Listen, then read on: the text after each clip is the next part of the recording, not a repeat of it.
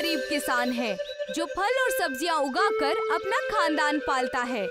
वो अपने बगीचे में गोबर और बाकी नामियाती खाद का इस्तेमाल करता था, जिससे उसकी उगाई बहुत सी चीजें ताज़ा होती हैं और सभी ग्राहक उससे ही फल और सब्जियां खरीदते हैं। अरे दिवाकर बाबू, ये पपीते कैसे दिए? 50 रुपए में है। 2 पपीता दे दीजिए। ये लीजिए 100 रुपए।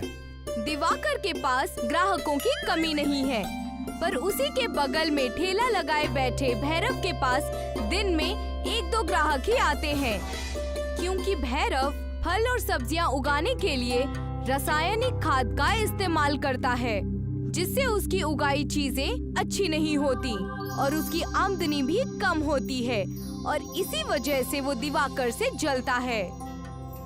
इसका जल्द ही कुछ करना पड़ेगा, नहीं तो ये मेरा पूरा कारोबार चौपट कर देगा।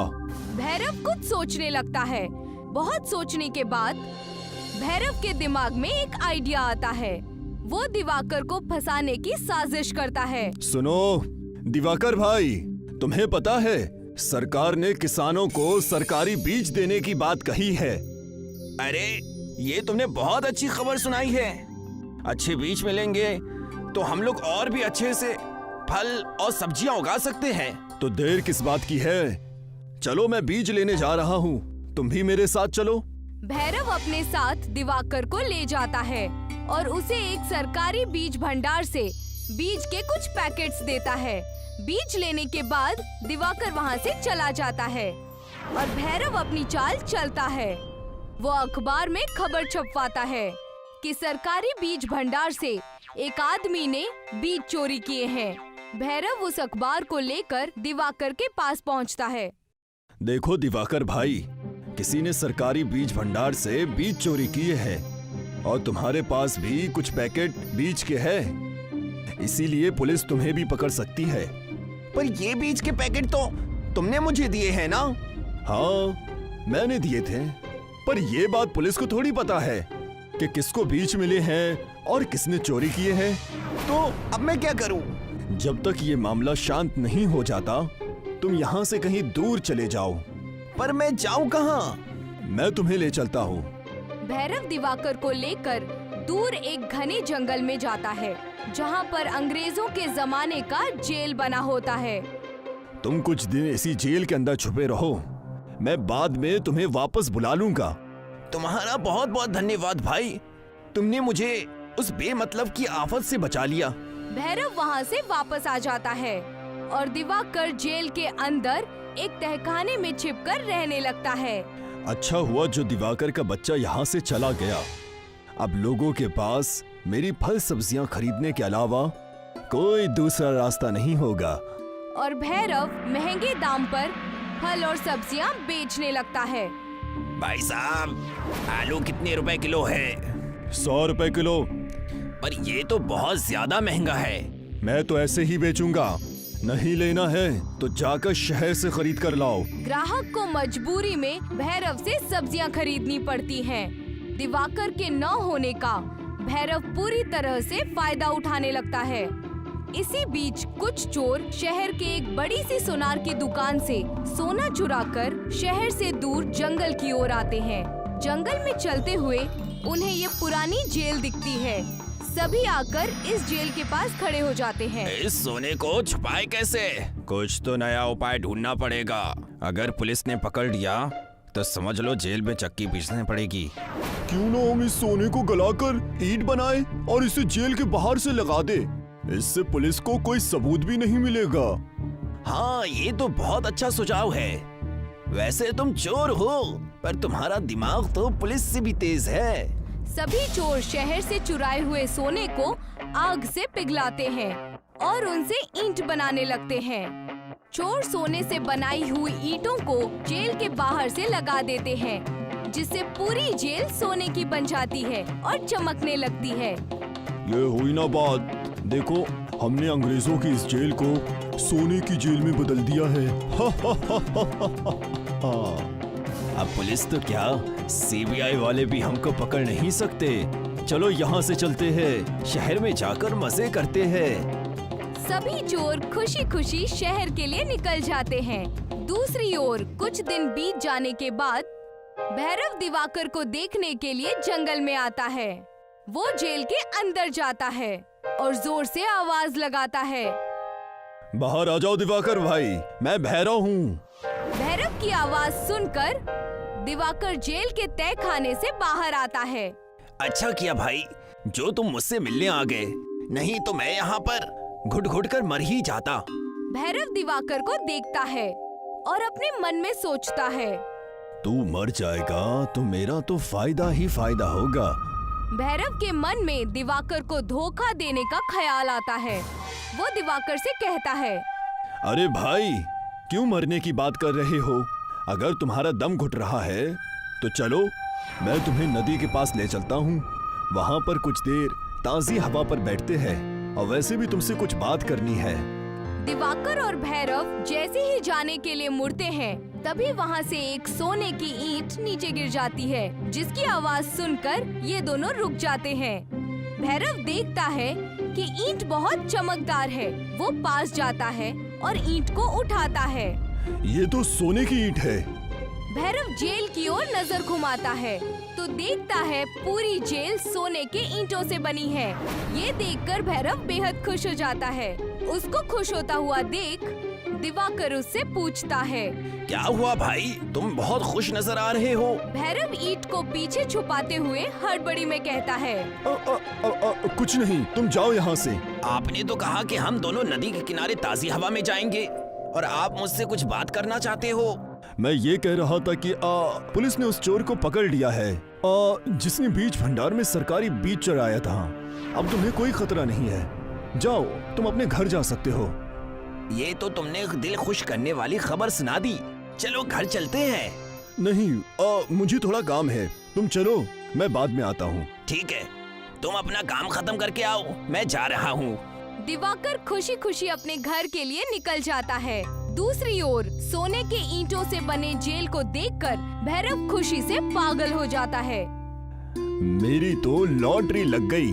कहाँ 50 रुपए की सब्जियां बेचनी पड़ती थी और अब करोड़ों का सोना मेरे हाथ लग गया है।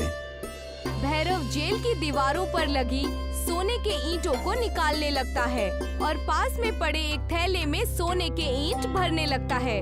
तभी शहर से सारे चोर वापस आ जाते हैं। अच्छा बेटा, हमने ये सोना तुम्हारे लिए चुराया है। कौन हो तुम? हमारा सामान चुराते हो और हमसे ही पूछते हो कौन हो तुम? ये सोना मेरा है, इसे पहले मैंने ही देखा है।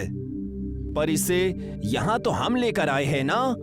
भैरव चोरों की बातों को अनसुनी करके सोने के ईंटों को थैले में भरने लगता है। लगता है कि ऐसे नहीं मानेगा, चलो उसके हाथ पैर तोड़ते हैं। तीनों चोर मिलकर भैरव को मारने लगते हैं। ये सभी लड़ाई कर ही रहे होते हैं कि तभी कुछ पुलिस वाले जो कि इस जंगल के पास से गुजर रहे थे वो इन्हें देख लेते हैं। वो देखो, वहाँ पर कुछ लोग लड़ाई कर रहे हैं, चलो जल्दी चलो। इंस्पेक्टर सोने की जेल के पास आ जाता है। बाप रे, इतना सारा सोना! ये सोना हमारा है, हमने इसे शहर से चुराया है। अच्छा, तो शहर में जो सोने की चोरी हुई है तो वो तुमने चुराया है। हवलदार, इन सबको गिरफ्तार कर लो। इंस्पेक्टर साहब, मैं चोर नहीं हूँ। अगर चोर नहीं हो तो ये सोना थैले में भरकर कहाँ ले जा रहे थे? इंस्पेक्टर सभी चोरों को और भैरव को जेल में बंद कर देता है और सारा सोना ले जाकर शहर में उस सोनार को वापस कर देता है जिसकी दुकान से ये सोना चोरी हुआ होता है। दूसरी तरफ दिवाकर मेहनत करके अपने खेतों में फल सब्जियां उगाता है और अपनी जिंदगी खुशी खुशी बिताने लगता है। योगी और नीतू का सब्जियों का बगीचा था। दोनों मिलकर सब्जियां उगाया करते थे और फिर बाजार में ये सब्जियां फरोख्त किया करते थे। सब्जियां, ताजी ताजी सब्जियां, आलू, गोभी, मटर, टमाटर, ताजे ताजे। आलू 15 रुपए किलो, मटर 30। उनकी ताजी सब्जियों की बाजार में अच्छी मांग थी। कुछ ही देर में उनकी सारी सब्जियां खत्म हो जाया करती थी और वो लोग घर लौट जाया करते थे। घर पे उनकी बेटी रानी उनका इंतजार किया करती थी। रानी बीमार थी, इसलिए वो ज्यादा से ज्यादा वक्त आराम ही किया करती थी। अम्मी, अब्बू, मैं आपका ही इंतजार कर रही थी। आप मेरे लिए पकोड़े लाए हैं क्या? नहीं बेटा, आज बाजार में पकोड़े वाला आया ही नहीं। तुम्हारे लिए पकौड़े तो नहीं लाए, लेकिन ये देखो। वाह, आम! रानी को तली हुई चीजें बेहद पसंद थी, लेकिन वो चीजें उसके लिए जहर थी। रानी के दिल में छेद था और उसके ऑपरेशन के लिए ही उसके वालिदैन इतनी मेहनत कर रहे थे और हर रोज की कमाई से वो लोग ज्यादातर पैसे अलग कर दिया करते थे। आपको क्या लगता है, कब तक हम पैसे जमा कर पाएंगे? मालूम नहीं, लेकिन हम कोशिश करते रहेंगे। रानी, योगी और नीतू की जान थी। वो किसी भी हालत में बस रानी को ठीक करना चाहते थे। रोज सुबह 5 बजे दोनों खेतों के लिए निकल पड़ते थे। सुबह 9 बजे तक खेतों का सारा काम निपटा कर बाजार के लिए रवाना हो जाते थे और यहाँ बाजार में घंटों कड़ी धूप में खड़े रहकर सारी सब्जियां बेचा करते थे। एक रोज की बात है, नीतू और योगी खेतों में काम कर रहे थे। क्या तुम आज तन्हा बाजार जा पाओगी? चली तो मैं जाऊंगी, लेकिन आप कहाँ जा रहे हैं? गर्मियां आने वाली हैं और गर्मियों में नींबू की काफी मांग होती है, इसलिए मुझे नींबू के पौधे खरीदने हैं। वैसे भी बाजार में नींबू के दाम में इजाफा हो रहा है। हाँ, जरूर जाइए। हमें कैसे भी करके जल्दी से जल्दी ऑपरेशन के लिए पैसे जमा करने हैं। हाँ। नीतू सारी सब्जियां लेकर बाजार के लिए निकल गई और योगी नींबू के पौधे खरीदने निकल पड़ा। योगी एक पौधों की नर्सरी में पहुंचा। जी फरमाइए। मुझे नींबू के पौधे चाहिए। भाईजान, एक भी पौधे नहीं हैं, सारे फरोख्त हो गए। ठीक है। योगी दूसरी नर्सरी में गया। नींबू के पौधे हैं क्या? नहीं भाई, सारे खत्म हो गए। ठीक है। योगी कई और नर्सरी में गया, उसे कहीं भी नींबू के पौधे नहीं मिले। अरे अब क्या करूं? सोचा था नींबू को पौधे से नींबू उगाकर फरोख्त करूंगा तो कुछ अच्छे पैसे मिलेंगे, लेकिन मुझे तो एक भी पौधा नहीं मिला। योगी अपने सोच में चल रहा था, तभी उसका तवज्जो जंगल के बीच बने एक घर की जानिब गया। इस घर के बाहर बहुत बड़ा बगीचा था और पूरे बगीचे की हालत बेहद खराब थी। एक ज़ईफा खातून बड़ी मुश्किल से इस बगीचे की सफाई करने की कोशिश कर रही थी। योगी उस ज़ईफा खातून के पास गया। क्या हुआ अम्मा? तुम्हारा बागीचा इतना बड़ा है, लेकिन इसकी ऐसी हालत कैसे हो गई? अब क्या बताऊं बेटा, मेरे पास बड़ा बगीचा तो है, लेकिन इसकी देखभाल करने वाला कोई नहीं है। देख मेरी हालत, मैं ज़ईफा भला कैसे इतना काम तन्हा कर सकती हूँ। कोई बात नहीं अम्मा, मैं तुम्हारे बागीचे को साफ कर देता हूँ। और योगी बगीचे की सफाई में लग गया। उसने जंगल के पौधे काटे, मुरझाए हुए पौधों को निकाला और सारे पौधों की मिट्टी की अच्छे से सफाई की। सारे पौधों में पानी डाला।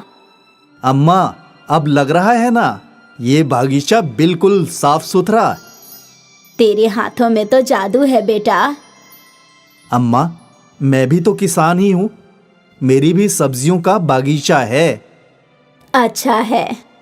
ठीक है अम्मा, अब इजाजत दीजिए। अरे रुक रुक बेटा। ज़ईफा खातून अपने घर में गई और एक पोटली उसने योगी के हाथ में रख दी। ये क्या है? नींबू के बीज है। तुझे नींबू उगाने हैं ना? जा, इन्हें ले जा और अपने बगीचे में बो दे। आपको कैसे इल्म हुआ कि मुझे नींबू उगाने हैं? मुझे सब इल्म है।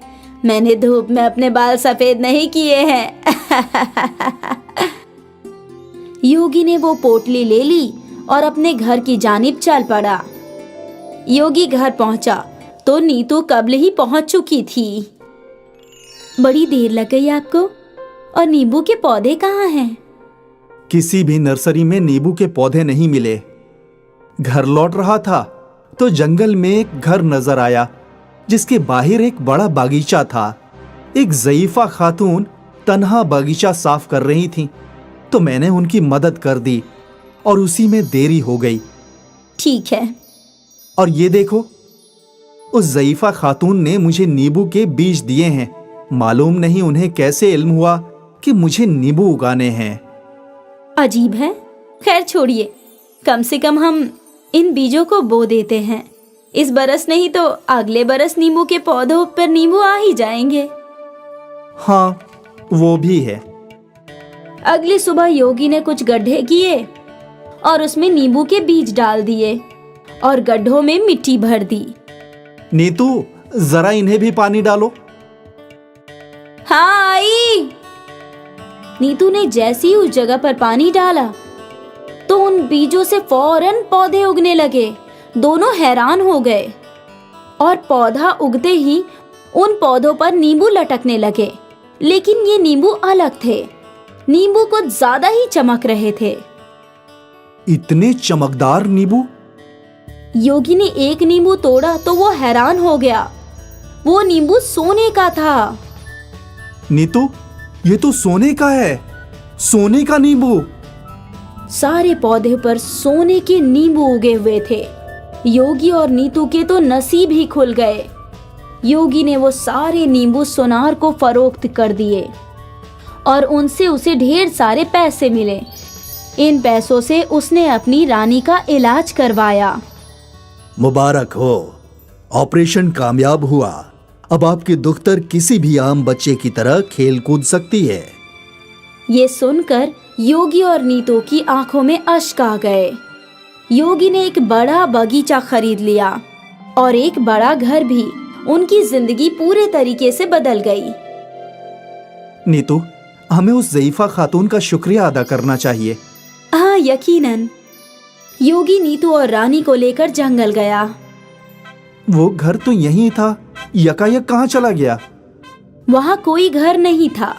योगी की मदद किसने की इसका इल्म उसे भी नहीं था। उसने ऊपर वाले का शुक्रिया अदा किया और खुशी खुशी अपनी जिंदगी जीने लगा। विजयनगर में रघुनाथ नाम का एक मजदूर था जो रोज मजदूरी करने अपने कस्बे से दूर शहर जाया करता था। रघुनाथ की बीवी लक्ष्मी थी और उनके 2 बच्चे थे, महेश और आशा। सारा खानदान खुश था। एक रोज की बात है, रघुनाथ हमेशा की तरह मजदूरी करने शहर गया था। वो रोड क्रॉस कर रहा था कि एक ट्रक से उसका हादसा हो गया। रघुनाथ को अस्पताल में दाखिल करवाया गया। उसका सारा खानदान दुखी था। बच्चे रो रहे थे। लक्ष्मी ने सबको संभालने की कोशिश की। देखो, अब्बू ठीक हो जाएंगे। तुम दोनों ऐसे रोओगे तो उन्हें अच्छा नहीं लगेगा। अब्बू कब ठीक होंगे? बोलो ना अम्मी। बहुत जल्द। तुम दोनों फिक्र मत करो, मैं सब कुछ ठीक कर दूंगी। कई रोज गुजर गए। रघुनाथ की हालत बेहतर थी, लेकिन वो अब भी चल फिर नहीं पा रहा था। एक दिन तभी नर्स लक्ष्मी के नजदीक आई।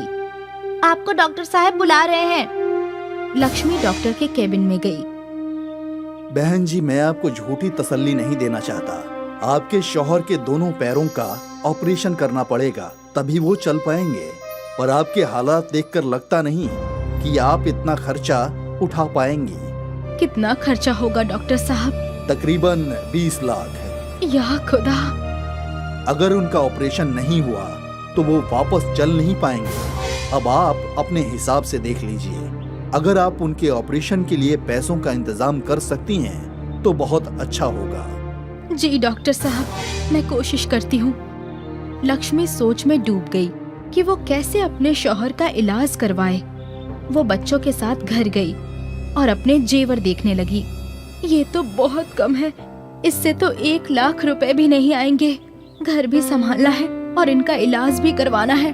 कैसे होगा ये सब? लक्ष्मी अपने जेवर देख ही रही थी कि उसके दोनों बच्चे उसके पास आए। अम्मी, क्या तुम ये मंगलसूत्र और कंगन बेच दोगी? और कोई रास्ता नहीं सूझ रहा है बेटा। अम्मी, अगर हम सब मिलकर पैसे कमाए तो? कैसे? आप बहुत अच्छी इडली बनाती हो अम्मी। अगर हम लोग इडली का ठेला डाल दे तो? वो तो हम कर सकते हैं, पर क्या उससे इतने सारे पैसे जमा होंगे? 20 लाख। अम्मी, कोशिश तो करके देखते हैं। ऊपर वाले ने चाहा तो जल्द से जल्द पैसे जमा हो जाएंगे और अब्बू का इलाज भी हो जाएगा। बहुत बड़े हो गए हो तुम दोनों। चलो इडली के कारोबार की तैयारी करते हैं। लक्ष्मी और बच्चे घर में चीजें इकट्ठी करने लगे। ये रहे चम्मच और प्लेट्स, ये रहा चूल्हा, ये रहा इडली का कुकर। पर मुझे लगता है ये छोटा है। ठेले पर अगर ज्यादा लोग आ गए तो फटाफट इडली नहीं बन पाएगी। तो हमें क्या करना चाहिए अम्मी? हमें नया इडली का कुकर लेना होगा। मेरे पास थोड़े पैसे हैं, उसमें बड़ा इडली का कुकर आ जाएगा। इडली कुकर खरीदने के लिए तीनों दुकान पर पहुँचे। भाईजान, एक बड़ा इडली का कुकर दिखाइए। उस दुकानदार ने उन्हें एक कुकर दिखाया। इससे भी बड़ा चाहिए। बहन जी, इससे बड़ा इडली कुकर मेरे पास नहीं है। आजकल इससे बड़ा इडली कुकर नहीं बनता। ऐसे कैसे हो सकता है? लेकिन आप पुराना इडली कुकर खरीद सकती हैं। बगल में ही एक पुराने बर्तनों की दुकान है, उनके पास जरूर बड़े इडली कुकर होंगे। आप वहाँ देख लीजिए। ठीक है। लक्ष्मी और उसके बच्चे बगल वाली दुकान पर गए।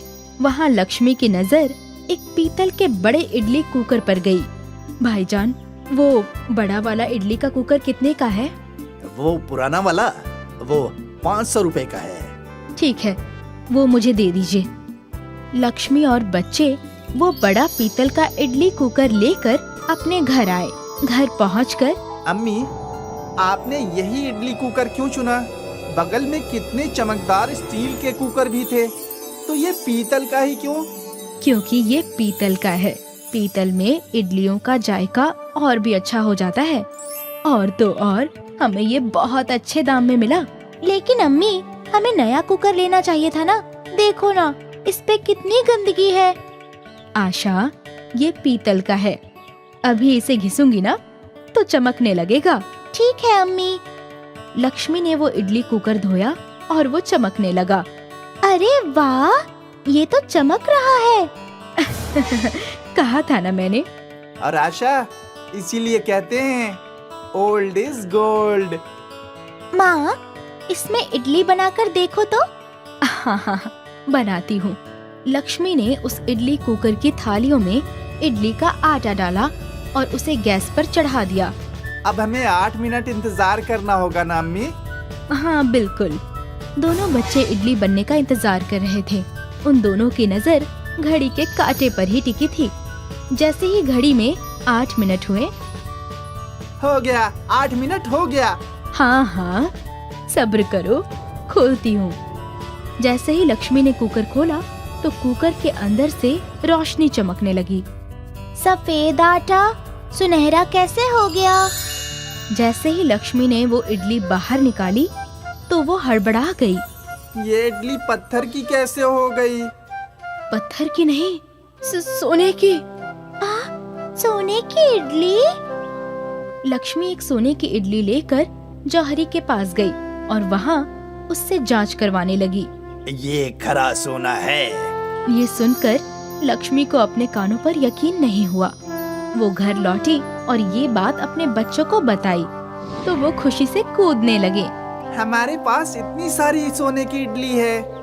अम्मी, इनको बेचकर हम अब्बू का इलाज करवा सकते हैं ना? हाँ, ये इतना सारा सोना है कि हम सोच भी नहीं सकते बच्चों। कुछ दिनों बाद लक्ष्मी ने जौहरी को 2 सोने की इडलियां बेच दी और उससे मिले हुए पैसों से अपने शौहर रघुनाथ के पैरों का ऑपरेशन करवाया। रघुनाथ वापस चलने लगा। 2 और सोने की इडलियां बेचकर लक्ष्मी ने नया घर खरीद लिया। रघुनाथ और उसका खानदान नए घर में हंसी खुशी रहने लगे। आज भी वो इडली का कुकर लक्ष्मी के पास ही है, लेकिन वापस उसने कभी सोने की इडली नहीं बनाई। अम्मी, क्या हम वापस सोने की इडलियां नहीं बनाएंगे? नहीं, क्योंकि ऊपर वाले ने हमें जितना दिया है वो हमारे लिए काफी है। और वैसे भी आशा, अम्मी हमेशा बोलती है ना, लालच बुरी बला है। हाँ, और हमें लालच बिल्कुल नहीं करनी चाहिए। बिल्कुल सही। अब तुम दोनों भूल जाओ कि हमें कभी जादुई इडली कुकर मिला भी था। और हमेशा खुश रहो।